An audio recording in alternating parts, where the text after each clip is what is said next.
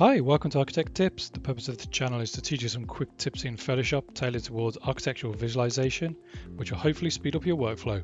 Let's dive right in. For this next tip, I want to show you how you can make an action to automate the process of making groups or folders for your renders to help keep you organized. For this, you're going to need the Action tab available. I've put mine just in this section over here.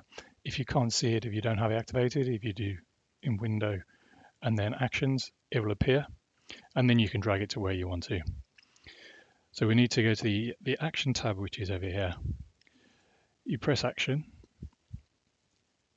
come to these dotted lines and say New Set. So I want to keep it a new set of actions.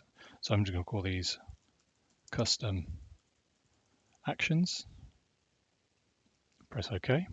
Once you have the group set, you can then organize it and have a new action.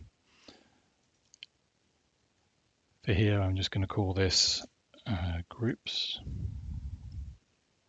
And now from here, it's going to record everything you do in Photoshop and then make that as your action. So press record, come back into your Layers tab, come down to the bottom here to make a new group.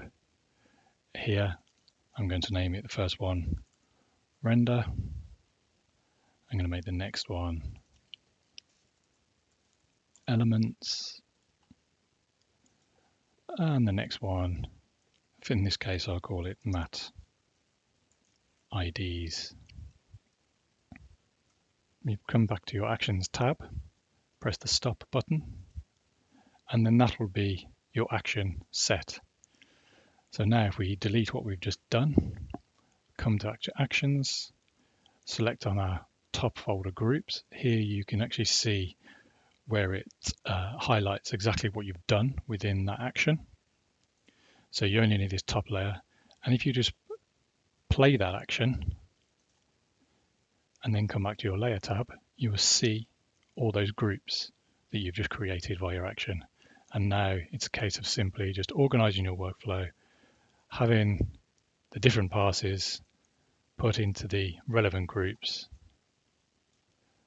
And then if you press Control on the arrow, it will close all those groups together. And then you can just turn the visibility off of those to get to where you need to get to. Hope you enjoyed the video. If you did, it'd be really appreciated if you give it a like and subscribe if you don't want to miss out on more useful tips. Thank you for watching.